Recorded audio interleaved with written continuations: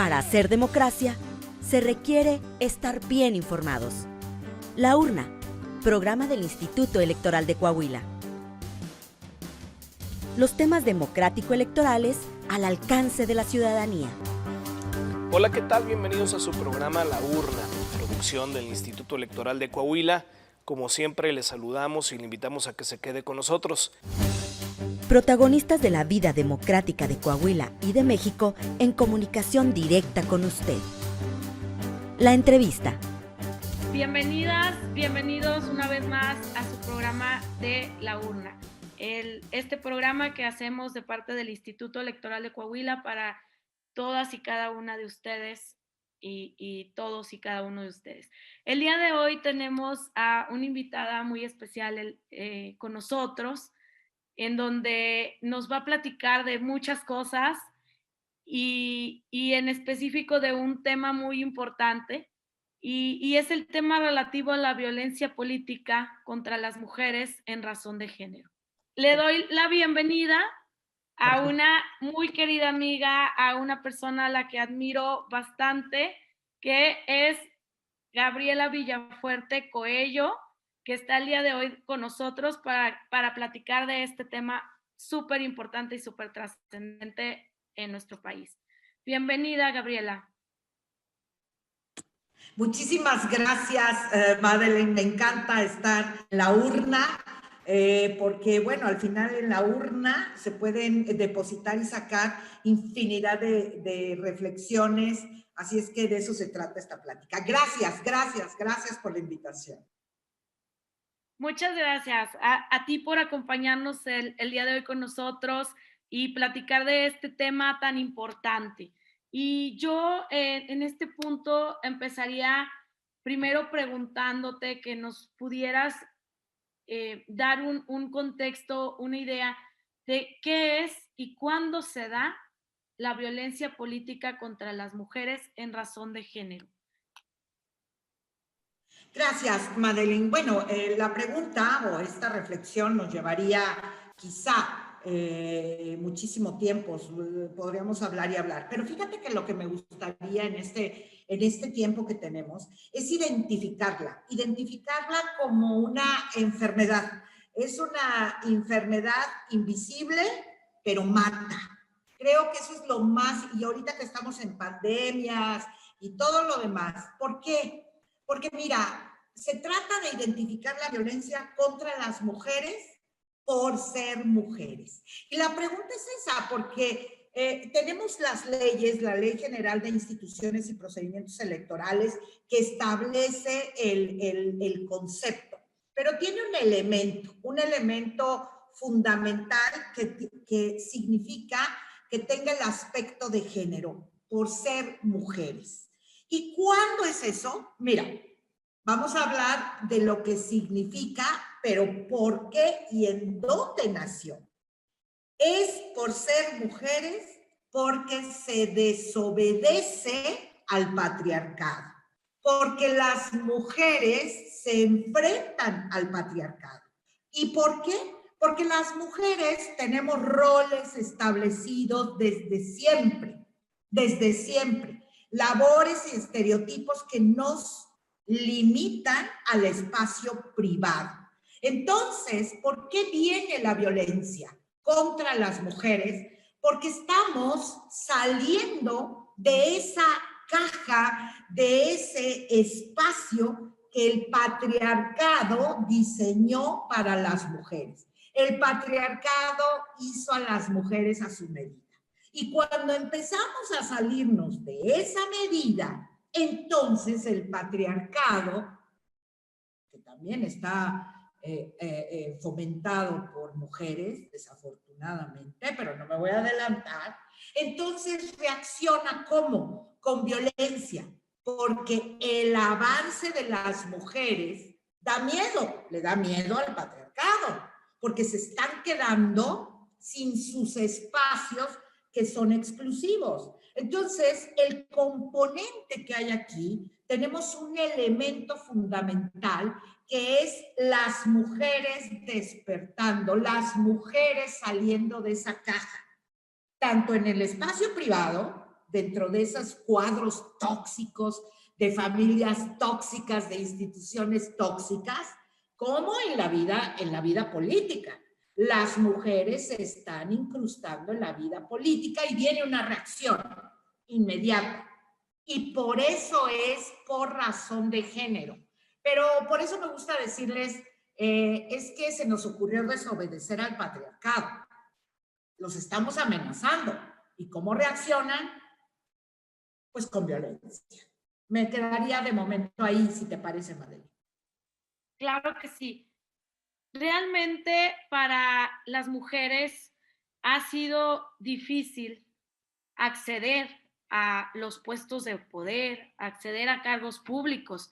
Hablamos de eso y bueno, si nos remontamos muy poquito hacia atrás, pues ya no nada más, ahorita el detalle es acceder a espacios públicos. Antes era acceder al trabajo, a una situación laboral que no fuera denigrante, que no fuera con una menor percepción, que no tuviera jornadas inhumanas de trabajo.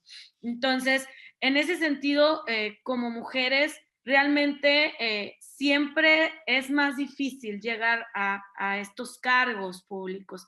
Pero yo quiero que nos comentes por qué es importante que sigamos las mujeres abriendo espacios y llegando cada vez más a ejercer cargos públicos. Madeleine, imaginémonos en una carrera para que tengamos la visión gráfica de esto aproximadamente. Tú imagínate en una carrera o saltar un obstáculo. Vamos a hablar de los 100 metros planos, ¿no? Así para que todos y todas los entendamos. Los hombres están en una carrera, porque así es, en una carrera sin obstáculos, ligerita, vacía, plana. Y del lado de las mujeres hay obstáculos. Lo primero es el seno, la familia, el entorno familiar. Después puede ser otro obstáculo, imaginémonos las vallas. El hecho de tener, porque las mujeres parece que tuviéramos que optar entre tener una familia y tener la posibilidad de un espacio laboral, ¿no? Entonces, imaginémonos eso, la necesidad de sentir esa carga estereotipada y de roles que tenemos la obligación de cumplir estos roles. Y después las mujeres que logran ir saltando ese obstáculo, quizá vamos a hablar de las mujeres en la política, que están dentro de un entorno de un partido político, tienen que enfrentarse al rechazo del partido político a apoyarles realmente. Entonces, esto enseguida, ¿qué viene? Ya que lograron que el partido político las apoye, pero esa es otra pregunta, ¿el partido político apoya porque real y genuinamente lo hace o porque tiene que cumplir normas y reglas establecidas, por ejemplo, de inclusión en este caso de mujeres? Vamos a hablar de mujeres, porque tiene que incluir a toda la diversidad. Pero bueno, ya sabemos que los partidos políticos nacieron como clubes con membresías exclusivas para hombres. Y las mujeres empiezan a querer estar ahí y llega la mujer las mujeres a querer un espacio. Ya que lo tienen, empezamos a ver los obstáculos. ¿Qué era lo que pasa? Es que ojalá pudiéramos hablar del pasado. Es más presente que nunca. Las mujeres postuladas en espacios o en municipios o distritos electorales en donde el partido político no tiene posibilidades de ganar. Eso era. Hoy estamos empezando a ver que a partir de decisiones jurisdiccionales eso no puede ser. El dinero que se le entrega a las mujeres, las prerrogativas que llamamos, que la Constitución dice las prerrogativas, el acceso a recursos para una candidatura. Es abismal la diferencia entre el dinero que se le entrega a las mujeres para una candidatura a los hombres. Los espacios en radio y televisión, para hablar de otra prerrogativa. A ver, si las mujeres no se ven, no nos acostumbramos a ver a las mujeres haciendo campañas en política, pues va a ser más difícil, porque ya es difícil, que las propias mujeres y por supuesto los hombres elijan mujeres. Entonces, los espacios de radio y televisión, la diferencia entre la cantidad de spots radiales y televisivos es también muy evidente. Pero vamos a los contenidos también. ¿Cómo se presentan las mujeres? Las mujeres se presentan siempre, o casi siempre, en compañía de un hombre. Ya sabemos, el típico, la fórmula perversa de poner a las mujeres supeditadas. Entonces, ¿ya vemos cómo son los obstáculos? No es una carrera libre, es una carrera llena de obstáculos. En México, yo entendería ya que estamos tomando acción desde las autoridades, el marco normativo. En 2020 hubo una reforma para proteger y erradicar la violencia en general hacia las mujeres y en específico en este tema, pues la violencia política en contra de las mujeres, o más bien la violencia política contra las mujeres en razón de género.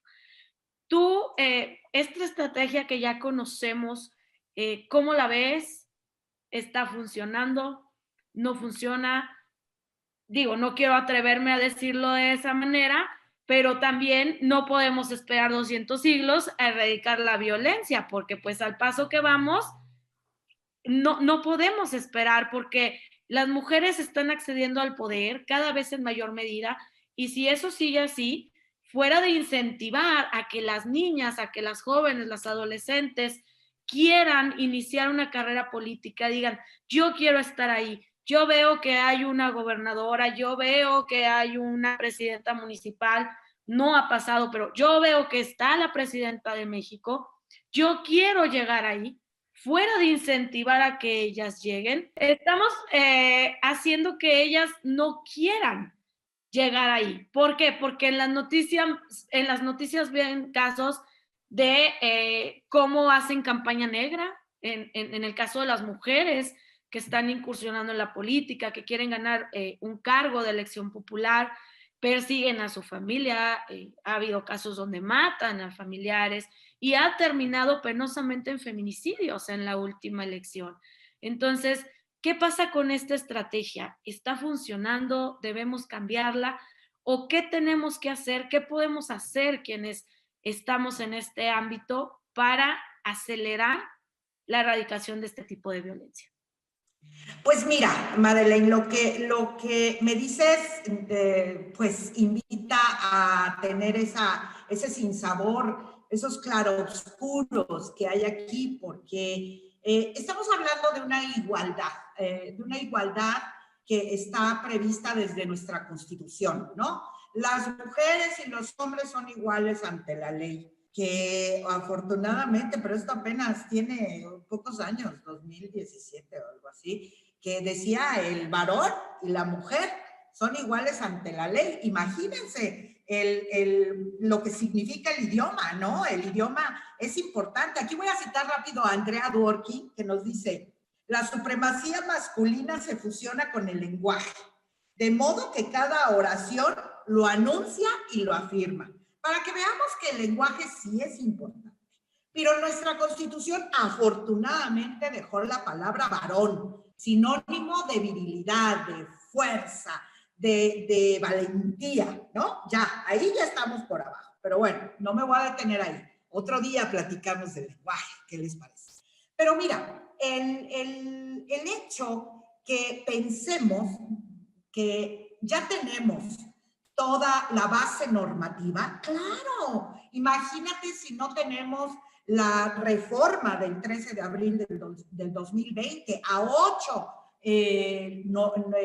leyes, y tenemos protocolos y jurisprudencia nacional, internacional, todo tipo de estructura normativa. Eso parecería que es la antesala de la justicia, pero vamos a preguntarnos, ¿y si es la antesala de la justicia para las mujeres? Efectivamente hay igualdad, porque hablamos de la universalidad de los derechos. ¿Qué quiere decir la universalidad de los derechos? Todas las personas, todos los derechos. Preguntémonos, estamos hablando en el caso de las mujeres, pero preguntemos en todos los espacios de diversidad, personas de comunidades indígenas, comunidades trans, personas con alguna discapacidad, por supuesto mujeres, todos los derechos, todas las personas. La respuesta es no. Pensemos en los escenarios de vivir una vida libre de violencia, porque así se llama. Las mujeres tenemos derecho a vivir una vida libre de violencia. ¿Y esto es cierto? No. Y no les voy a platicar de su estado. Ustedes lo conocen perfectamente. Tienen 2 de los municipios en los primeros lugares de violencia, pero tampoco nos asustemos. Todo el país está igual. Todo el país. No hay un rincón de esta latitud en donde podamos decir que las mujeres viven una vida libre de violencia. Entonces, cuando vemos todo este escenario, tendríamos que saber e identificar que no estamos en buenas condiciones. Porque miren, cuando hablamos de poder, es que las mujeres ya están en el poder. No, tampoco estemos con el espejismo del poder. El poder significa transformar. El poder significa hacer cambios radicales, tener la posibilidad de hacer políticas públicas que realmente reparen el Estado, en este caso, la forma en la que viven las mujeres en lo general y en la política. No hay diferencia. Entonces, cuando hablamos de mujeres en el espacio público, quizá podamos entregar buenas cuentas cuantitativas, ¿sí? La paridad en todo. A ver, la paridad con violencia no es paridad, es un espejismo. La paridad sin poder autónomo, independiente, sin influencias inhibitorias, como los estereotipos, los roles asignados, la violencia, no es paridad, es un espejismo. Entonces, yo no traigo buenas noticias, lo siento, quisiera yo poder decir que veo escenarios positivos, pero no puedo ver escenarios positivos si tenemos marco normativo en lo formal, en lo escrito, lo tenemos, pero la realidad no empata con este escenario normativo. Y veámoslo en los distintos niveles, en el nivel municipal, local y federal. Quizá a nivel federal entendamos un poco más y haya más esta sensación, pero no, tenemos que ir al municipal, al nivel municipal, porque ahí es en donde se están gestando lo que tú decías. Si hablamos de las niñas que quieren ser, ¿no? Pues entonces tenemos que ver que quienes pueden ascender en esta carrera política están en lo municipal. Y si no las protegemos, si las autoridades no hacemos estas redes como primera línea de contacto, con empatía, para generar entendimiento, no lo vamos a lograr. Eso es una realidad y Madeleine, yo quisiera tener diferente visión, quizá verlo de manera distinta, pero si soy condescendiente, entonces me voy a conformar con este estado de las cosas y la verdad es que, por decirlo menos, no me gusta. Nos dejas con una fuerte reflexión. Yo le pediría a nuestro público que nos esté escuchando retomar esto que comentas y que se lo quede grabado y durante este corte comercial al que vamos a mandar, se cuestionen qué es lo que está pasando en cada uno de sus municipios y en cada una de sus comunidades. Mando un corte comercial y regresamos para seguir platicando de este tema, Gabriela.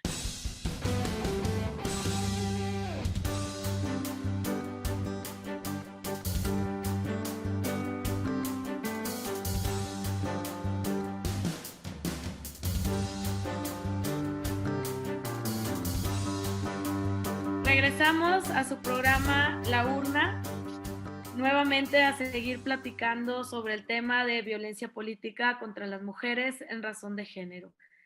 Y para retomar esta plática con nuestra querida invitada Gabriela Villafuerte, yo quisiera comentarte que nos informes qué se puede hacer en los casos en que se presente la violencia política en el ámbito de las campañas, de las precampañas, de un proceso electoral, el día de la jornada electoral o incluso fuera de ellas. Gracias, Madeleine. Bueno, el asunto, las quejas en materia de violencia política contra las mujeres por desobedecer al patriarcado y por enfrentarse al patriarcado, es decir, por ser mujeres que se salen del cuadro privado o político, es a través del procedimiento especial sancionador. Pero recordemos, y creo que eso es muy importante, que hay 3 vías: la administrativa, la penal y la electoral. Estamos en este momento en la vía electoral. Y por la vía electoral, de acuerdo a la Ley General del Acceso de las Mujeres a una Vida Libre de Violencia, en combinación con la Ley General de Instituciones y Procedimientos Electorales, ya hay un catálogo de las distintas formas de violencia. Para las mujeres es muy importante que identifiquen, porque mira, la violencia en la política está normalizada. ¿Por qué? Porque vuelvo a lo mismo, la política es patriarcal, está diseñada para que compitan los hombres. Entonces, si vemos que a una mujer le preguntan, por ejemplo, hablando de medios de comunicación, por ejemplo, o de campañas, que en lugar de atender y ver su talento, su expertise para lo que quiere, para el cargo, le dicen que en dónde dejó a sus hijos, a sus hijas, si su familia está de acuerdo, eso es violencia. Las mujeres no tenemos que normalizar eso.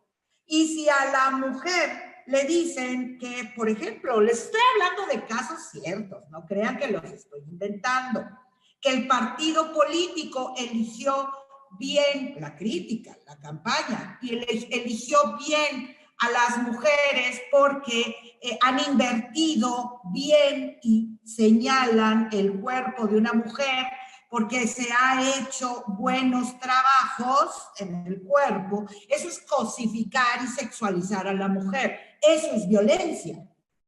Si a la mujer le dicen, cállese por favor, está usted diciendo tonterías, usted no sabe de este tema, eso es violencia, no es normal.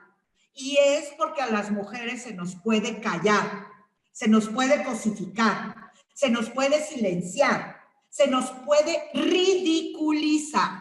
Entonces yo les digo a las mujeres que toquen la puerta del Instituto Electoral, en este caso de Coahuila, o que vayan si se trata de una elección federal, que toquen la puerta. Y les pido a las instituciones, a las autoridades, que actúen con empatía. El procedimiento especial sancionador no es para las autoridades, no es para quienes operamos administrativamente o desde el punto de vista jurisdiccional. El procedimiento especial sancionador o el juicio para la ciudadanía es para las mujeres. Así es que ser incluyentes, ponerse las gafas violeta, significa ponerlo a disposición, tejer una red. Las redes no nada más son para afuera. Las autoridades tenemos que tejer redes institucionales y la perspectiva de género, que tanto nos encanta decir, significa identificar lo que hay en la vida, en la realidad de las mujeres en general y de esa mujer que toca la puerta en particular. Eso es darle vida y hacer vivir y vibrar las reformas, porque si no se vuelve igualdad, inclusión de discurso. de discurso estamos llenas y llenos. Además, no hace falta fechas, claro, son importantes, el 25 de noviembre y todos los 25 y el 8 de marzo, pero no se trata de eso. Se trata de vivir un 8 de marzo, un 25 de noviembre, con la conciencia de lo que sucede en la vida de las mujeres. Así es que tenemos un entramado, una estructura normativa, no sirve para nada si no se la brindamos a las mujeres. Inmediatamente, medidas cautelares, medidas de protección, bajar los contenidos de Internet, porque esa es otra. El espacio en donde más violencia hay es en Internet. Tenemos que actuar con celeridad, porque recuerden, las mujeres están invirtiendo tiempo valioso, que tendría que ser para campaña, tendría que ser para precampañas o en el ejercicio del encargo, en defenderse por ser mujeres. Es decir, porque se les ocurrió salir a tomar la mitad del poder que no le corresponde al patriarcado y nunca le ha correspondido. Entonces, yo creo que es muy importante que identifiquemos que esto no se trata de una violencia que se genera en un momento con una propaganda, con una entrevista lamentable o con una cobertura que victimiza a las mujeres. No, esto se da desde siempre. La carga patriarcal es la que tenemos que identificar para ver un asunto con esta visión desde las autoridades. Entonces, somos primeras líneas de contacto. El hecho de hacer estas reformas viables no le corresponde al legislativo.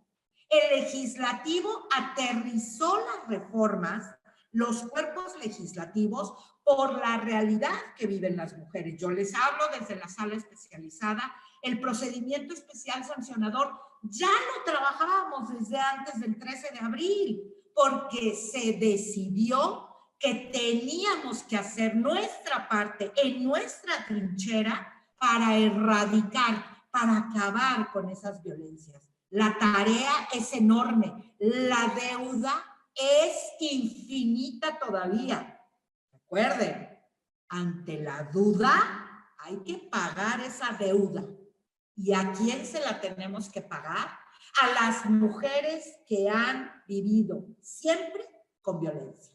Porque yo les aseguro, para todas, todas y todos, pero todas las mujeres que estén escuchando esto y en lo personal, todas hemos vivido escenarios de violencia por ser mujeres, por ser mujeres, que no se nos olvide, que no se nos olvide. Muy difícil y un gran reto el que tenemos todas las mujeres para lograr identificar este tipo de violencia, porque como nos comentas tú, está normalizada. Entonces, mientras siga estando normalizada, ni siquiera somos conscientes de que está mal, mucho menos nos vamos a acercar a denunciar, a iniciar un procedimiento sancionador o en otra categoría un delito. Entonces, es muy importante seguir nosotros desde las instituciones y cada uno desde sus trincheras, haciendo esa conciencia y esa visibilización para que cada mujer que quiera iniciar una carrera política logre identificar el momento en el cual están ejerciendo violencia en su contra, el momento en el cual la están impidiendo ejercer el cargo o la están impidiendo el desarrollarse en una campaña política. Y más lamentable lo que comentas en el hecho de que, imagínense, es una campaña, son 30 días, y esos 30 días ya se le fueron 4 o 5 días en armar un expediente, en recabar las pruebas de su queja o denuncia para poderle dar inicio a un procedimiento sancionador que obviamente tendrá que cubrir una serie de etapas para que pudiera llegar a tener una resolución y en su momento sancionar al responsable. Entonces, es una tarea muy grande la que nos dejas y la que visibilizas en este momento, tanto para las instituciones como para cada una de las mujeres que estemos en esto, porque mientras no se denuncie, yo creo que nunca lograremos avanzar hacia esa erradicación. Creo que la cultura de la denuncia es algo muy importante y no hay otra forma de hacerlo más que primero visibilizar. En ese sentido, yo quisiera que nos dieras un consejo de cómo se deberán recabar las pruebas para que en un procedimiento sean aceptadas. Es, como decimos en nuestro mundo, la prueba diabólica. ¿Cómo pueden recabar una prueba una mujer que digamos, en una reunión le generan comentarios o espacios de violencia? Lo que pasa es que la carga de la prueba no es para las mujeres. Esa no es para las mujeres. Las autoridades tenemos que ser congruentes con la finalidad de erradicar la violencia. Y lo voy a poner en dos dinámicas virtuales que ahora nos gusta. Hashtag para las autoridades, yo sí te creo. Hashtag no estás sola. Eso es lo que tenemos que hacer. Yo le recomendaría a las mujeres, pues si pueden tener, claro que se puede grabar o tratar de documentar, pero más bien yo les diría a las autoridades, y me lo digo a mí misma todos los días, ¿cómo le pido o le exijo pruebas a las mujeres? No, este llamado es para las autoridades. Hay que hacer eco de la realidad.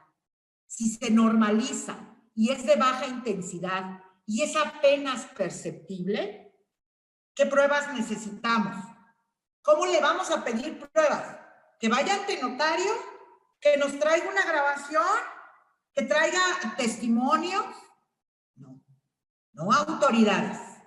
Y eso me lo digo a mí misma. Tenemos que entender lo que sucede. Le tenemos que decir a la mujer o a las mujeres, ándale, ve a seguir haciendo campaña. No pierdas tiempo aquí. Porque las mujeres ya rompieron la cadena del miedo para ir a tocar la puerta. Que no se nos olvide, porque allá hay también un componente de miedo. Las mujeres están haciendo su parte. Tenemos que hacer la otra nosotros en nuestras trincheras. Por eso yo les digo a las mujeres, vamos a hacer con C, creer en mí, exigir por mí y reaccionar por mí. Hacer, creer en ti, exigir por ti y reaccionar sin miedo por ti. Pero necesitamos juzgar con valentía impecable e implacable. Porque recordemos, vivir con miedo es no vivir. Juzgar con miedo es no juzgar. Qué fuertes palabras. La verdad es que es un reto muy grande para todas las autoridades. Porque cuando yo he tenido contacto con algunas mujeres que quieren activar este tipo de procedimientos, es lo primero que preguntan de, ¿cómo lo pruebo? Y esto que tú nos comentas nos da un gran faro de luz para ver por dónde tenemos que irnos y qué tenemos que hacer ante una situación como esta. Y pues el tiempo se nos agota en este programa. Y yo quisiera cerrar haciéndote una última pregunta, que es, yo creo, muy sencilla, pero quiero que nos compartas tu punto de vista de qué tenemos que hacer para en el menor tiempo posible erradicar este tipo de violencia. No, bueno, sí es no tengo la respuesta, Madeleine. Es una respuesta que es es compleja porque no estamos hablando de hacer una ecuación. Aquí no hay una ecuación posible. Lo que sí creo es que tenemos que hacer un ejercicio de confrontación personal primero, porque si no hacemos una deconstrucción personal a nivel sacar todos esos fantasmas, no vamos a poder actuar desde una trinchera administrativa, jurisdiccional, ejecutiva, legislativa, en cualquier espacio de acción. Entonces, quizá yo podría aquí tratar de encontrar la política pública ideal. No, yo no soy de ese estilo. Yo creo más en que si no nos vemos al espejo y si no hacemos una tarea personal de identificación, estamos hablando del tema de la violencia contra las mujeres y la violencia contra las mujeres en la política. Yo creo que si no hacemos esto, no vamos a poder nunca actuar con conciencia. Porque operar las normas puede ser fácil porque leemos los artículos, vamos hacia los criterios jurisprudenciales, vamos a la doctrina, e identificamos la solución de un problema. Pero si internamente fomentamos la cultura patriarcal, es decir, si reproducimos la cultura patriarcal en la vida privada y en la vida pública pretendemos que vamos a tener esa conciencia de resolver con una visión de erradicar la violencia, es un espejismo también. Volvemos a las falacias. Entonces, yo sé que no nos gusta escuchar, a mí misma no me gusta escuchar esto que estoy diciendo, pero yo me cacho también. Yo soy una mujer, además que trabajo de magistrada, pero yo soy una persona, una mujer en plena deconstrucción. Yo formo parte de esta sociedad patriarcal, nada más que ya no la riego, ya no la fomento, ya no le echo abono, no, ya no me río de los chistes machistas, misóginos. A ver, yo les pregunto, en la vida diaria, en los chats que todo mundo podemos tener, ¿paran los chistes machistas misóginos? Si estamos en la actividad diaria y viene un piropo de un compañero de oficina, ¿nos reímos y le decimos gracias? ¿O lo paramos? Le decimos, no, esto no es chistoso ni estoy aquí para piropos, no. Ay, es que estás menopáusica, estás loca. No. O sea, todo eso, ahora, ¿cómo educamos? ¿Cómo estamos educando? Estamos educando creyendo que es nuestro rol, el de las mujeres. Asumimos que la maternidad es el único finalidad y nos atormentamos. Si no hay ese rol, estamos fomentando la cultura patriarcal y estamos reproduciendo. A las mujeres que trabajan a nuestro alrededor, ¿les tenemos empatía o criticamos o juzgamos? Con esa misma visión vemos los asuntos. Así es que, Madeleine, personas, hombres, porque también los hombres tienen que hacer su deconstrucción, porque no esperen que les convenzamos, porque entonces también vamos a ser sirvientas o cuidadoras de deconstrucción. No, convénzanse ustedes. Porque si queremos vivir en democracia y hablamos de la democracia, no. Estos son espejismos, ¿eh? Todo es un espejismo si no hacemos realidad la vida en igualdad, respetando las diferencias. Y entre mujeres, afidamento, que es respetarnos en nuestras diferencias, pero tejer redes de apoyo. Entonces, Madeleine, siento muchísimo no poderte tener una respuesta, porque como decíamos en la pausa o al inicio, yo traigo reflexiones, porque todo el día me cuestiono y todo el día estoy tratando de cacharme para no volver a cometer los mismos errores. Y de mi parte, Rompo y pido que se rompa el pacto patriarcal, pero que cada quien haga lo que le corresponde.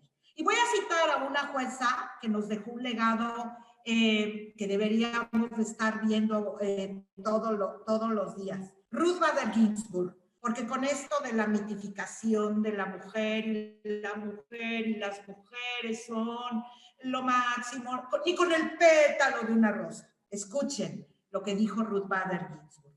El pedestal sobre el cual han sido colocadas las mujeres, tras ser inspeccionado de cerca, con mucha frecuencia, ha demostrado ser una jaula.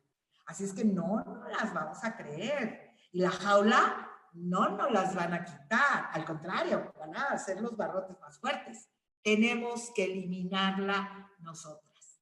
¿Cómo? Tejiendo redes, haciendo afidamento. Gracias, Gabriela, querida Gabriela.